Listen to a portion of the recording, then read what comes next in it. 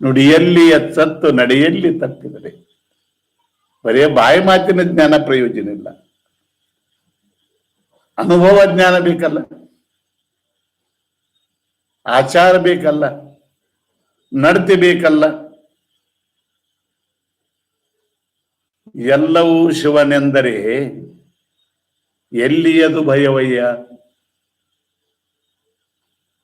ಎಲ್ಲರೂ ಶಿವನ ನೆನೆದಿಯಾರೆ, ಕೈಲಾಸವು ಇಲ್ಲಿಯೇ ನೋಡ ಸರ್ವಜ್ಞ.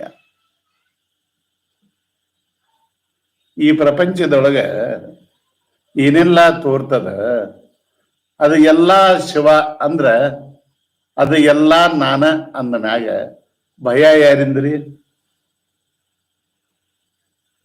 ಈ ಪ್ರಪಂಚದೊಳಗೆ ಏನು ತೋರ್ತದ ಎಲ್ಲ ನಾನ, ಎಲ್ಲ ನಾನ ಅಂದ್ರೆ ಎಲ್ಲಿ ಭಯ? ನಾವೊಬ್ಬ ಮತ್ತೊಬ್ಬ ಅಂದ್ರೆ ಭಯ. ಎಲ್ಲ ನಾನ ಎಲ್ಲ ಒಂದ ಅಂದ್ರ ಎಲ್ಲಿ ಭಯ ಅದ ಮನುಷ್ಯನಿಗೆ? ನಾ ಬ್ಯಾರೆ ಇನ್ನೊಬ್ಬ ಬ್ಯಾರೆ ಅಂತ ತಿಳ್ಕೊತಾರ, ಅದಕ್ಕೆ ಭಯ ಅದ.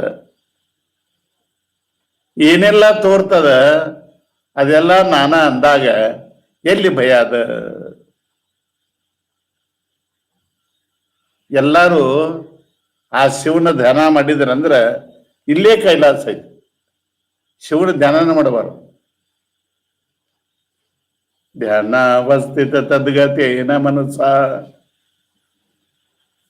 ಪಶ್ಯಂತಿ ಯಮಯೋಗಿನೋ ಯಶಾಂತಂ ನ ವಿದು ಸುರಾಸುರಗಣ ದೇವಾಯ ತಸ್ಮೈ ನಮಃ.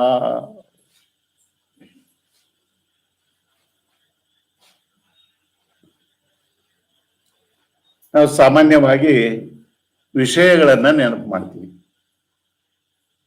ವಿಷಯ ಭಗವದ್ಗೀತೆಯೊಳಗೆ ಕೃಷ್ಣ ಹೇಳ್ತಾನಲ್ಲ, ವಿಷಯ ಚಿಂತನೆ ಗೈಯಲು ಸಂಗ ಲಭಿಸುವುದವನಿಗೆ